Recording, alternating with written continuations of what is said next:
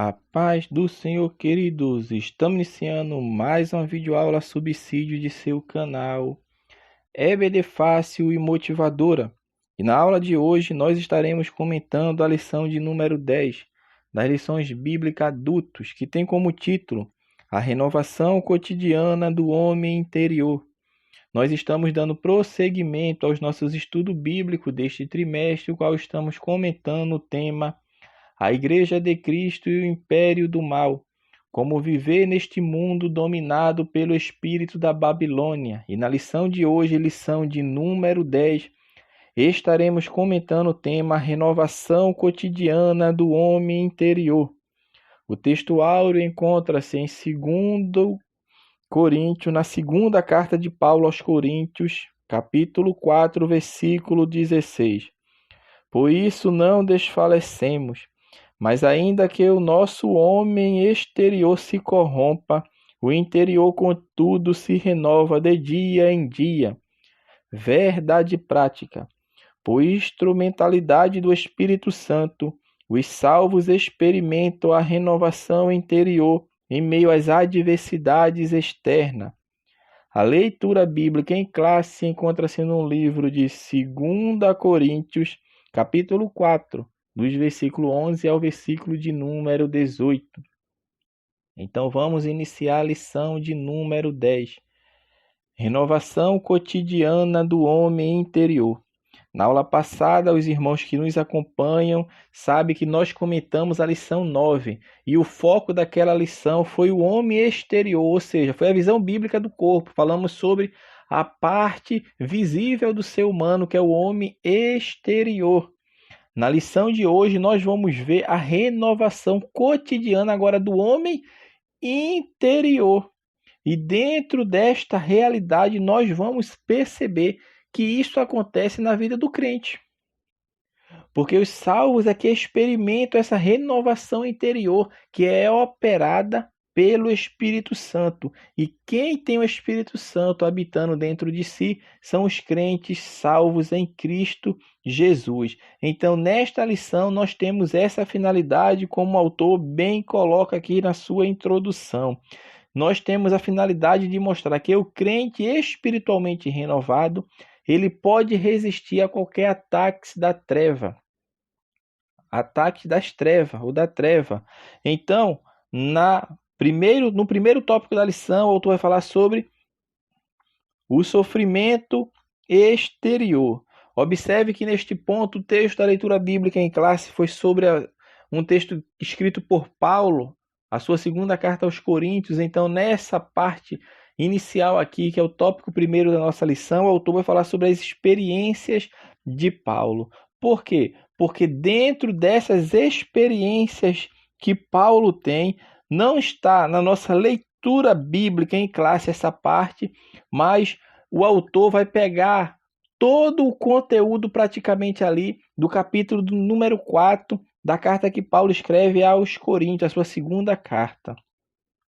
Se os irmãos observarem, nós sempre falamos que o nosso estudo, quando vai estudar o texto bíblico, conforme o autor coloca na leitura bíblica, é sempre necessário, meus irmãos, estudar o texto mediato, ou seja, o texto antecedente, como o texto precedente, para entender em que contexto estão as palavras das Sagradas Escrituras, que foi extraída apenas uma parte. Então, neste ponto, na segunda carta de Paulo aos Coríntios, no capítulo 4, versículos 6 e 7, o autor bíblico, inspirado pelo Espírito Santo, no caso Paulo, ele mostra de forma clara que o tesouro do Evangelho ele está guardado. E aonde que ele está guardado? Em vasos de barro. Ele está fazendo alusão ao nosso corpo, ou seja, o nosso corpo, que nós estudamos na aula passada unicamente sobre o corpo, nos mostra que o mais precioso de Deus, aquilo que outrora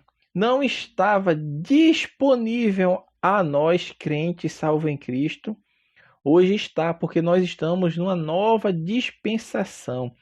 Na dispensação do Antigo Testamento é fato consumado e bem claro e entendido que O Espírito Santo vinha sobre determinadas pessoas de formas esporádicas e não permanente. Ele vinha, atuava, ou seja, vinha sobre aqueles homens, reis, profetas, sacerdotes, algumas pessoas específicas, mas não habitava no interior daquelas pessoas.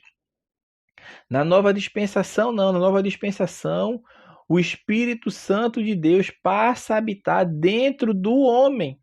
Por isso, Paulo, quando está escrevendo aos Coríntios, ele fala que o tesouro de Deus, que é o tesouro, é o Evangelho de Cristo, é o Espírito Santo, é o tesouro do Evangelho de Cristo, está guardado aonde? Em vasos de barro, ou seja, está guardado dentro do homem. O homem foi criado da onde? Do pó da terra.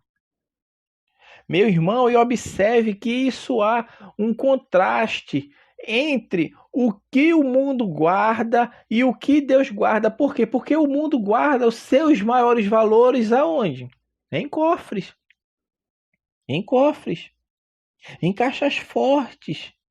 Em lugares que não são frágeis. Porque o ser humano é frágil, é falho, mas Deus guarda o tesouro do Evangelho em vasos de barro, em seres humanos, em pessoas fracas. Por isso, Paulo, quando escreve a Timóteo, ele fala: o homem exterior padece. O homem exterior sofre ataques por causa da cruz de Cristo. E que ataques são esses? Aborrecimentos, prisões, oposições. Por quê? Porque tudo isso Paulo enfrentou. E ele está falando daquilo que ele experimentou, que ele vivenciou. É claro que estava sendo inspirado pelo Espírito Santo para mostrar para cada um de nós a experiência que ele viveu. Para sabermos, meu irmão, que ele poderia ser agravado. Ele poderia ser atacado. Mas acima de qualquer força comum do homem ou de cristãos normais, ele tinha uma certeza que dentro dele habitava um tesouro, uma preciosidade que Deus concedeu a todo aquele que o recebeu. Porque justamente Paulo entendia isso, que por causa do Evangelho ele relata o que passou e muitas vezes ele chegou até a perder a esperança da própria vida. 2 Coríntios, capítulo 1, versículo 8, Paulo fala sobre isso. Meu irmão, e Paulo, ele não se gloriava dos sucessos das suas viagens missionárias, mas ele era compungido, meu irmão, por Deus e pelo Espírito Santo, para se gloriar nas suas fraquezas. Não foi naquilo que dava sucesso para ele, não, mas naquilo que normalmente é visto como fracasso. Não em obras poderosas ele se gloriou, não, mas na sua fraqueza. Na sua fraqueza. Paulo mostra isso nessas suas experiências aqui, nesse primeiro subtópico da lição Experiência de Paulo. O autor da lição quer nos mostrar, meu irmão, que o crente que quer viver a vida em Jesus Cristo vai ser perseguido. Mas isso está na Bíblia? Está. Paulo escreve sobre isso quando ele está escrevendo a Timóteo na sua segunda carta, capítulo 3, versículo 12. Na verdade, Paulo escrevendo: todos os que querem viver piedosamente em Cristo Jesus serão perseguidos. Podemos ser cristãos nominais, sim, porque os cristãos nominais vivem sem sofrer muitos inconvenientes, meu irmão. Mas tenha certeza, os que querem viver um genuíno evangelho pagam o preço. E que preço inevitável é esse que acomete os verdadeiros crentes que vivem de forma piedosamente em Cristo Jesus? Sofrimento.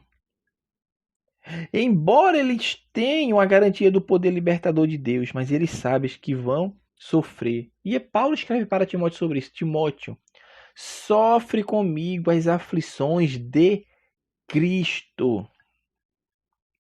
Então, nessa afirmativa, meu irmão, o crente falso não sofre por causa da fé. Mas o fiel, sim, ele é alvo de desmedida importunação. Por isso o autor vai colocar essa experiência de Paulo. O segundo subtópico da lição, o autor vai falar sobre o exemplo do apóstolo. Porque nós falamos agora de tudo aquilo que Paulo sofreu, de tudo aquilo que advém aqueles que querem viver piedosamente à luz do evangelho. O que acontece é o quê? Sofrimento, perseguição, oposição. Mas o autor prossegue e fala que Paulo nos dá um exemplo. E que exemplo é esse? De não retroceder na fé. Em nenhum momento, diante do sofrimento, Paulo retrocede na fé. Isso nos mostra que as provações forjaram a sua total confiança em Deus. Ele reconheceu, meu irmão, como o autor fala, que as suas fraquezas são instrumentos do poder de Deus. Paulo mostra isso, que a sua vida está a serviço do Mestre, em favor dos escolhidos e para a glória de Deus, meu irmão. É nas tribulações que o cristão aprende a confiar inteiramente em Deus. É na tribulação, na provação, que o cristão aprende a confiar na soberania. E ainda, e acima de tudo, ele se habilita a consolar os que padecem das mesmas aflições. É na adversidade que o crente liberta-se da sua independência e autoconfiança, e assim é forçado a olhar, além de si mesmo, para o Pai das misericórdias e o Deus de toda a consolação, meu irmão. Paulo deixa o exemplo. Paulo deixou esse legado. E qual é o legado que Paulo deixou? De perseverança. E ele entendia bem isso, que embora o homem exterior seja consumido pelas tribulações, o crente salvo não pode desanimar e nem recuar. E temos uma palavra que Cristo nos deixou, que no mundo tereis aflições, mas tende bom ânimo, eu venci o mundo por você. Então Paulo deixa o exemplo para mostrar que passamos por lutas, perseguições, adversidades, mas contudo persevere, não retroceda, tenha fé, porque quem está a serviço do Mestre, ele tem a certeza absoluta na sua vida que Deus o protege, porque Deus capacita cada crente para fazer a sua obra, até porque a obra não é do crente. A obra que você está fazendo não é sua, a obra é de Deus. E para encerrarmos esse primeiro tópico, o terceiro subtópico deste tópico vai falar sobre a esperança do crente. Neste ponto, o autor vai falar que as Escrituras asseveram que a fraqueza humana serve para engrandecer a mensagem do poder de Cristo. É fato. A debilidade do vaso humano requer e prova que a excelência do poder é de Deus e não de nós.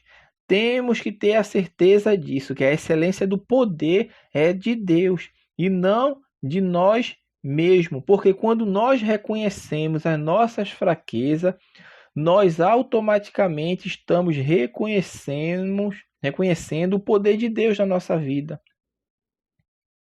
Por isso, no exemplo de Paulo, ele deixa isso claro. E quando o autor agora vai falar sobre essa esperança do crente, é justamente sobre isso. É o paradigma que vai ensinar isso. Que paradigma vai ensinar? Que paradigma é esse? É esse. Quando nós reconhecemos a nossa fraqueza, nós estamos reconhecendo o poder de Deus. Esse paradigma vai ensinar o quê? Que embora nosso corpo esteja sujeito ao pecado, embora o nosso corpo esteja sujeito ao sofrimento, Deus sempre provê um meio de escape. Todas as nossas lutas, dores, angústias e tribulações são experiência de crescimento e demonstração do poder de Cristo. Paulo, quando está escrevendo aos Romanos, no capítulo 5, versículo 3 e 4, ele fala: a tribulação produz a paciência a experiência, e a experiência a esperança, e a esperança não traz confusão. Paulo mostra justamente esse contraste entre as aflições do homem e o poder de Deus. Por isso nós devemos reconhecer as nossas fraquezas, e quando nós fazemos isso, nós estamos reconhecendo o poder de Deus. Por isso Paulo fala: somos atribulados, mas não angustiados. E o que isso significa? Que mesmo pressionado pelo mal, o crente não é esmagado. Paulo fala perplexo, mas não desanimados. Indica que mesmo confuso, o crente não se desespera. Perseguidos, mas não desamparado. Significa que mesmo sendo ameaçado, o crente jamais é abandonado por Deus. E ele conclui falando que abatidos, mas não destruídos. Mostra que mesmo derrubado, o crente não perde as suas forças. Então, meu irmão, gloriamo-nos na esperança da glória de Deus. Isso que nós devemos entender. O tópico 2, primeiro subtópico, vai falar sobre o fortalecimento diário. Neste ponto aqui, o autor vai deixar bem claro que esse fortalecimento diário, agora nós vamos entrar no cerne, no clímax da lição, que é renovação interior, vai falar que o Espírito Santo é o que habilita o cristão a manter-se firme na adversidade. E é justamente o poder do Espírito Santo no interior do homem que vai capacitar o homem a ele perseverar e a viver afastado do pecado, porque é tudo pela graça de Deus. Se Deus não fosse, meu irmão, dispensasse a sua graça, o que é graça é favor e merecido, nós não seríamos de maneira nenhuma sermos feito filho de Deus. E Paulo ressalta que apesar da fraqueza e do sofrimento exterior, ele fala: nosso interior, contudo, se renova de dia em dia. Paulo está falando justamente sobre essa operação do Espírito Santo na vida do crente. E essa habitação do Espírito Santo na vida do crente é que faz com que o crente salvo não desfaleça, porque o Espírito de Deus está ali para o ajudar, para o guiá-lo, para mostrar o caminho ao qual ele deve seguir. E isso acontece dentro do ser humano, é a renovação espiritual operada pelo Espírito Santo. E esse renovo de que forma acontece, meu irmão? Acontece através da santificação. É da santificação pessoal, da sua fidelidade para com Deus, a sua reverência, a sua oração, a sua leitura bíblica, jejum, temor a Deus, oração, como falamos agora há pouco também. Então, tudo isso faz com que o crente venha a experimentar a renovação do espírito do homem interior, a renovação do seu espírito através do Espírito Santo que habita em você. Mas quando nós estamos falando isso, que o crente deve sim fazer todos essa disciplina cristã, santificação, fidelidade, reverência, oração, leitura da Bíblia, nós não podemos, isso que eu quero deixar frisado, que nós não podemos alcançar ou merecer o favor e a justiça do reino de Deus meramente observando as disciplinas cristãs. Não é isso que nós estamos afirmando. O que nós estamos falando é que essas práticas de santificar-se, ser fiel, ser reverente, orar, ler a Bíblia, jejuar, ter temor a Deus, nós estamos falando que isso é um meio de aproximarmos-nos de Deus. Isso é um meio de semear para o Espírito de Deus agir em nossa vida.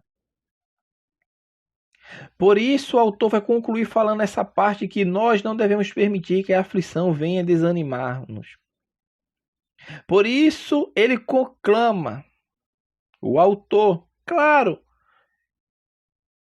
instruído por Deus para nos mostrar o que devemos fazer. neste momento em que estamos vivendo. Ele fala que para nós renovar nosso compromisso de servir a Cristo, e devemos, através disso, também permitir que o poder do Espírito de Deus fortaleça a cada dia a nossa vida, fortalecendo. O segundo subtópico da lição vai falar sobre o eterno peso da glória. Ele vai usar aqui como referência o que Paulo escreve aos Coríntios. A nossa leve e momentânea tribulação produz para nós um peso eterno de glória muito excelente. Paulo aqui está fazendo um contraste entre o sofrimento presente e o futuro glorioso. Por isso ele fala, a nossa leve e momentânea tribulação aqui na terra produz para nós um peso eterno de glória muito excelente. Então ele está mostrando aqui a promessa e a esperança, que é isso que sustenta a fé do crente em meio ao sofrimento. Isto é, Cristo em nós, que é a esperança da glória. Ela ensina que as provações desse tempo, esse eterno peso da glória, nos ensina que as provações desse tempo presente são ferramentas divinas no contínuo processo de aperfeiçoamento do crente, até alcançar a medida completa de Cristo. No caso, a medida de estatura completa de Cristo. É isso que Paulo está querendo nos dizer quando escreve essas palavras aos Coríntios. O terceiro e último subtópico deste tópico vai falar sobre a visão da eternidade. Paulo vai exortar, o autor vai usar como texto base aqui, 2 Coríntios 4,18, que fala nas coisas que se veem. Nós não devemos atentar nas coisas que se veem, mas nas que não se veem.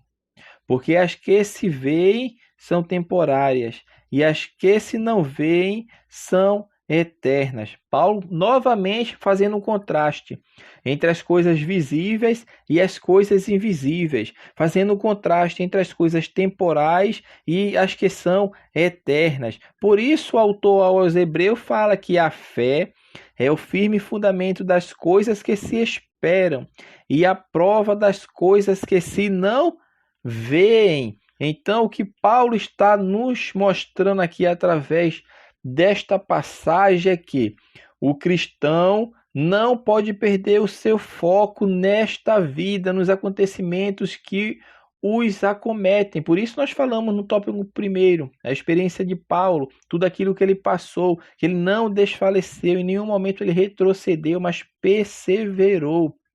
Se o cristão perde o foco do que é celestial, meu irmão, ele estará fadado à derrota. O homem, o crente salvo em Cristo, deve ter visão espiritual. Não devemos agir como Ló agiu com Abraão. Por quê? Porque quando Abraão vai se separar de Ló, porque estava acontecendo briga entre os seus pastores, Abraão dá a escolha para Ló. E ele, na sua visão temporal, na sua visão temporária, na sua visão humana, ele olha para onde os seus olhos achavam melhor a terra. E foi justamente para aquele lugar que ele foi. E os irmãos sabem o que aconteceu com a história. Ele foi para as bandas da terra de Sodoma e Gomorra, que posteriormente foi destruída, e pela misericórdia de Deus, Deus o salvou, a ele e a sua família. Então, nossos esforços devem buscar as coisas que são de cima. Por isso a palavra de Deus nos fala. Buscar primeiro o reino de Deus e a sua justiça. Buscar primeiro o reino de Deus e a sua justiça não é deixar de trabalhar, não é deixar de estudar, mas é priorizar o reino de Deus. A prioridade na vida do crente é o reino de Deus. Então, nessa marcante comparação que Paulo anota aqui, nós vemos duas diferentes visões envolvidas. Primeiro é o que pode ser visto pelo olho humano. E segundo, o que pode ser visto somente pelos olhos espirituais. Porque aquilo que é efêmero e aquilo que é permanente, meu irmão, as coisas terrenas como um processo de dor inevitável, é sim, mas a celestial como suprema esperança de vida eterna. E isso isenta o crente de aflições. Por isso, nós devemos desenvolver uma visão espiritual para que nós possamos estar mantidos no nosso firme foco, que não é neste mundo visível, não é nesta vida temporal, mas no invisível, no mundo eterno, na cidade que foi construída pelo próprio Deus. O terceiro e último tópico da lição, o autor vai falar sobre os desafios de hoje. Vai falar sobre a cultura secularista. Neste ponto, o autor vai mostrar aqui o significado do termo secular, mostrando as suas derivações, palavras como secularismo, secularidade, secularização, e tudo isso são sentidos modernos. Tudo isso surge justamente quando vai adquirindo esse sentido moderno, esses termos que eu falei para os irmãos, secularismo, secularidade, secularização, tudo isso adquire um significado moderno a partir da distinção medieval, porque na época medieval começou agora a fazer a diferença entre a jurisdição eclesiástica, que é a igreja, e a jurisdição secular, que é o mundo. Por isso, a secularização em si mesma não é propriamente maléfica, não. Só que, quando ela é colocada contra a religião, ela se torna uma hostil opositora da fé. Por isso, Karl Henry escreve que até o século XIX, o termo secularismo geralmente se referia à separação entre a autoridade civil e a autoridade eclesiástica. Hoje o secular é posto geralmente em contraste ao sagrado, substituindo o contraste anteriormente feito entre o sagrado e o profano. Então, dentro desse contexto que nós estamos vivendo hoje, dessa cultura secularista, que se opõe contra a religião, é um opositor hostil à fé cristã. Nós sabemos que tudo isso é o espírito da Babilônia, como o título do trimestre. É a cultura que vai se opor às coisas de Deus. Então o sistema uníaco, meu irmão, ele prepara o mundo. Prepara o mundo para o seu Cristo, que é o anticristo, que vai reinar por um período curto aqui nesta terra sobre os homens. Mas neste fato, nesta ocasião, os crentes não vão estar aqui. Os crentes vão estar com Cristo. E assim cremos, porque assim está preconizado nas Sagradas Escrituras. Isso que nós devemos entender. O subtópico 2 vai falar sobre relativismo doutrinário. Neste ponto aqui, o autor vai falar que em uma área de estudo nas ciências, que é chamada antropologia, o combate à ideia de homogeneidade cultural é chamado de multiculturalismo. Quem passou pela faculdade, estudou, principalmente a área de humanas, ouve muito essa palavra, multiculturalismo. Esse termo, como movimento, o multiculturalismo, como movimento, é legítimo.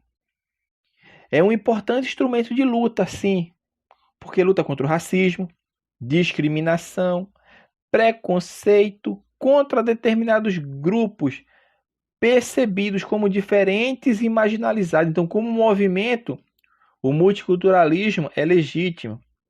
Agora, o problema do multiculturalismo está no rancor ideológico contrário à cultura judaico-cristã.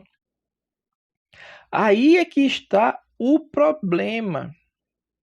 Que eles vão colocar as mazelas sociais de grupos minoritários como sendo culpa da religião cristã, dos preceitos judaico-cristãos.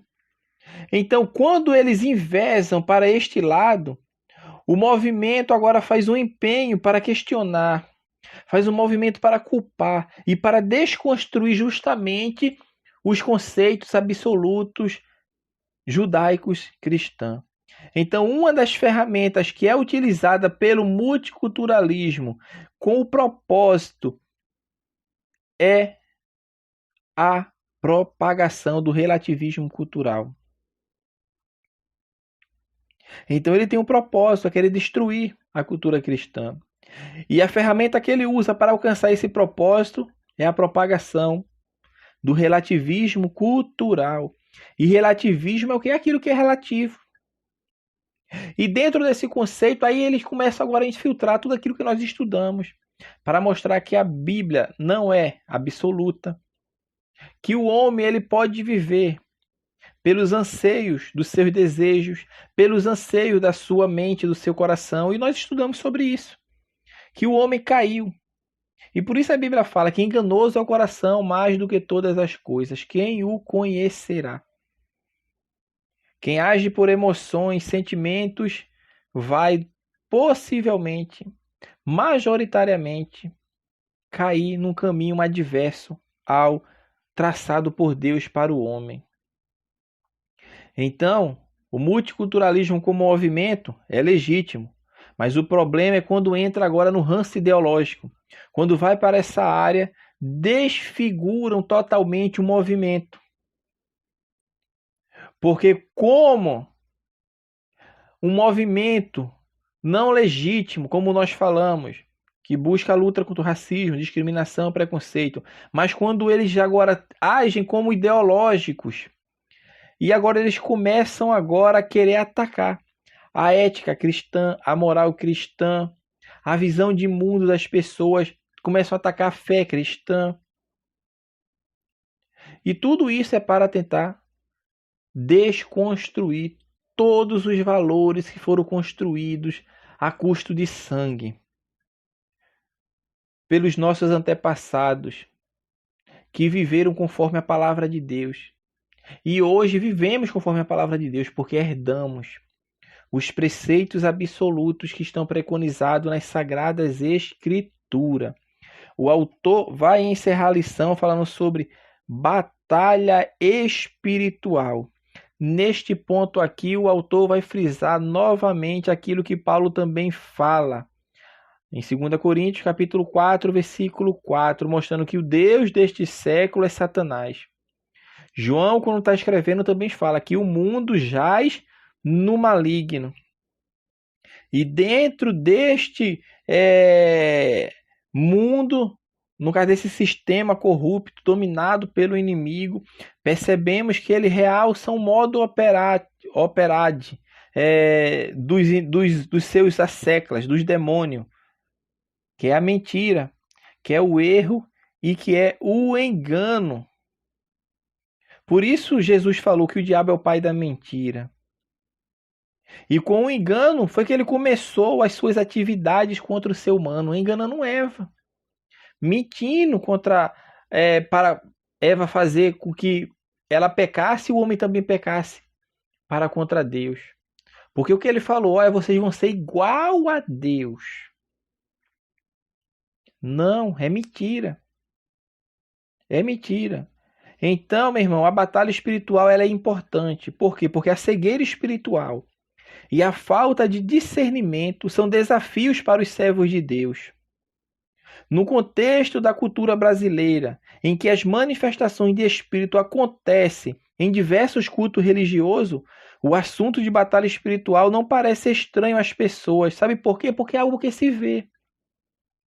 Assim, os crentes identificam com facilidade quando há uma atuação demoníaca. Não dá para se identificar porque é visível.